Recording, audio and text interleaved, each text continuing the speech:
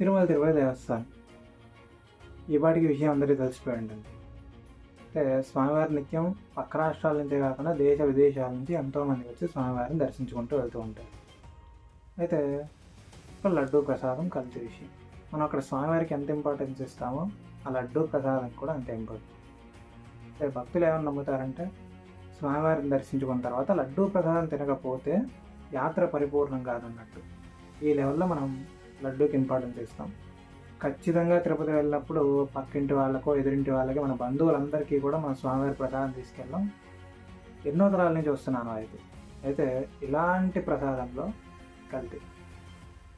రీసెంట్గా వచ్చిన రిపోర్ట్ ప్రకారం లడ్డూని కొంచెం క్వాలిటీ చెక్ చేసినప్పుడు లడ్డూలో బీఫ్ మాంసం, ఫిష్ ఆయిల్స్, జంతువుల యొక్క కొవ్వు ఇలాగా రిపోర్ట్ వచ్చింది. చాలామంది ఆ లడ్డూ ప్రసాదాన్ని చాలా గొప్పగా భావిస్తాం.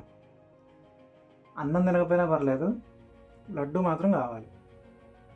అర్థం చేసుకోవచ్చు ఇక ప్రసాదం విలువ, ప్రసాదం యొక్క వాల్యూ, మేము దానికి ఇచ్చే ఇంపార్టెన్స్ ఎలా ఉంటుందో.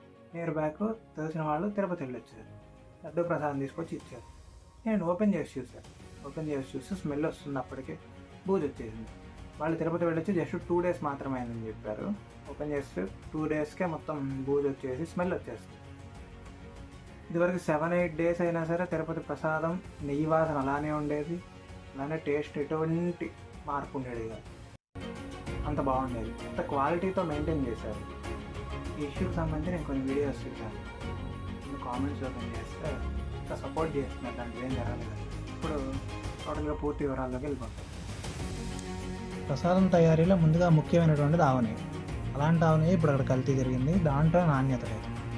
అయితే చాలా సంవత్సరాల నుంచి కర్ణాటక నందిని కంపెనీ తిరుమలకి నెయ్యిని సప్లై చేస్తూ వస్తుంది.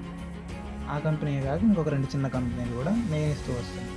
ఎందుకంటే ఒక కంపెనీ అంత నెయ్యిని సప్లై చేయడం అనేది అసాధ్యం. అందుకని ఇంకో 2 చిన్న కంపెనీలు కూడా నెయ్యిని ఇస్తూ వస్తున్నాయి. సడన్గా అక్కడ నందిని కంపెనీ మాయమైపోయింది. దాని స్థానంలో ఇంకొక కంపెనీ టెండర్ వేసి కేవలం 317 రూపాయలకు మాత్రమే నెయ్యిని ఇస్తూ వచ్చింది. ఇక్కడే మొట్టమొదటిసారిగా లడ్డూ ప్రసాదం బాగాలేదని ప్రజల నుండి తీవ్ర వ్యతిరేకత వచ్చింది. అయినా లడ్డూ క్వాలిటీ ఏమాత్రం మారలేదు. ఎంతోమంది అర్చకులు మరియు అధికారులు ఇప్పుడు బయటకు వస్తున్నారు, మేము కూడా ఏం చేయలేకపోయామని. నందిని కంపెనీ వారు ఏం చెప్తున్నారంటే వారు అడిగే అంత తక్కువ ధరలో మేము నెయ్యిని కల్తీ లేకుండా ఇవ్వలేమని, అందులో స్వామివారి ప్రసాదం కల్తీ చేయడం వాళ్ళకి ఇష్టం లేక తప్పుకున్నాము అని వారు చెప్తున్నారు. టీటీడీ శ్యామలారావు గారు తమిళనాడు కంపెనీ వారి నెయ్యిలోనే నాణ్యత లేదని, మరికొందరేమో ఢిల్లీ కంపెనీలో నాణ్యత లేదని చెబుతున్నారు. ఇలా ఇంకోసారి జరిగే అవకాశమే లేదని, ఈసారి రేట్లు ఎంత ఎక్కువైనా సరే నాణ్యతలో ఎటువంటి లోపం ఉండదు అని నా హామీ ఇచ్చారు. దీంతో లడ్డు అమ్మకాలు కూడా పెరిగినాయని, అలాగే ఈ అపరాధానికి ప్రాయశ్చిత్తంగా మహాశాంతి హోమం, ప్రాయశ్చిత్త హోమాలు సంప్రోక్షణ చేస్తున్నామని చెప్పారు. ఇదిలా ఉండగా ఈ టైంలోనే కొంతమంది బాటుగాళ్ళు నిద్రలేచారు. చాలా వీడియోస్ చూశాను. వీడియోస్ కింద కామెంట్స్లో వాళ్ళు అక్కడ దేవుడు లేడని, ఉంటే దీన్ని ఆపేవాడుగా, సో దేవుడు లేడని చెప్పి మేక కోతలన్నీ కూస్తున్నారు.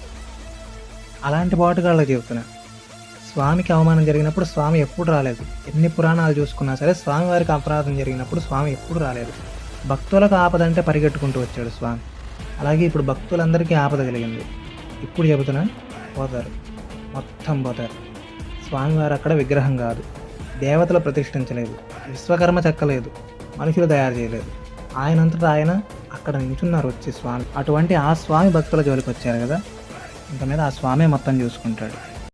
ఈ వీడియోకి ఇంతే ఫ్రెండ్స్. నెక్స్ట్ వీడియోలో ఇంకో టాపిక్ గురించి మాట్లాడుకుందాం. అంతవరకు నవ్వుతూనండి, బీజిఎం ఆడుతూనండి, నాతో తిట్లు తింటూ ఉండండి.